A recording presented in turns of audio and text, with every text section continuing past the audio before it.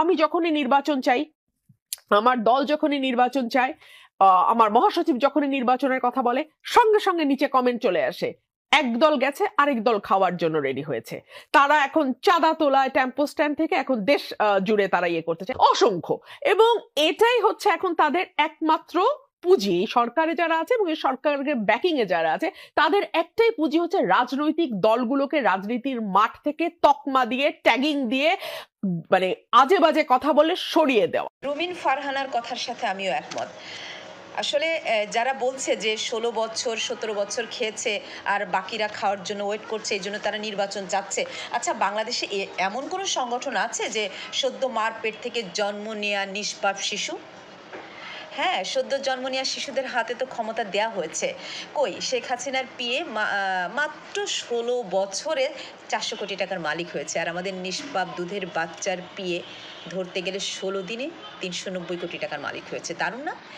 আসলে এটা অবাঞ্ছিত ঘটনা, অবাঞ্ছিত কথা, যে কথার কোনো ভিত্তি নেই। নির্বাচন কেন চাচ্ছে বিএনপি? কি জানে যে তারা দেশে নির্বাচন হলে বিএনপি ক্ষমতায় আসবে? না, জনগণ যাকে চুজ করবে, যাকে সিলেক্ট করবে, সেই নির্বাচিত। ওদিন একটা স্ট্যাটাস দেখলাম যে সেখানে লেখা আছে যে বিএনপির অনেকেই নাকি চায় না যে নির্বাচন হোক, আগে তারা সংস্কার চায়।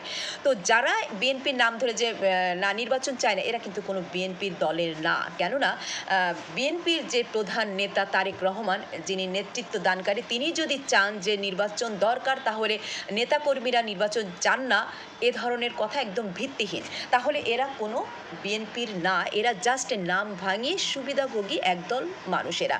এরা যে দলই ফরওয়ার্ডে থাকে, ফ্রন্টে থাকে, তাদের নাম ভাঙিয়ে এরা চলা এদের একটা অভ্যাস। তো এই কারণে এগুলোকে আসলে, এবং এরা কি করে, যেমন ডক্টর মোহাম্মদ ইউনূসের চোখে এখন ধুলো দিয়ে তারা বিভিন্ন অন্যায় কাজ করে বেড়াচ্ছে। কেন দেশে প্রশাসনে কোনো রকম বিচার ব্যবস্থা ঢিলেঢালা, খুন করলো কোনো তেমন বিচার হচ্ছে না, যার যেমন চাচ্ছে সে সেটা করতে পারছে, কিন্তু নির্বাচিত সরকার আসলে কিন্তু এটা করতে পারবে না। অনেকে বলে যে না, অন্য অনেক দেশে তো নির্বাচন হয় না, নির্বাচন ছাড়াই দেশ চমৎকার চলে। হ্যাঁ চলে, কিন্তু আমাদের দেশ তো, আমরা তো ইউজ টু, আমরা এভাবে চলে এসেছি। সো এখানে নতুন করে কোনো কিছু অ্যাপ্লাই করার সুযোগ নেই। আবার দেখলাম যে সাধারণ জনগণের যদি কেউ নির্বাচনের কথা বলে, তাহলে বিভিন্ন কমেন্টসে লেখা হয় যে ও হলো বিএনপির দালাল। আরে ভাই, মানুষ তার বাক স্বাধীনতা প্রকাশ করলেও যদি দালাল হয়, তাহলে মানুষ কোথায় যাবে? সাধারণ মানুষ তার মনের ভালো লাগা খারাপ লাগা সেটা প্রকাশ করতে পারবে না। সেটা বললো আওয়ামী লীগের দালাল, বিএনপির দালাল, জামাতের দালাল। কেন এই ধরনের নোংরা কথা? কেন? যার যেটা মন চায় সে সেটা প্রকাশ করবে।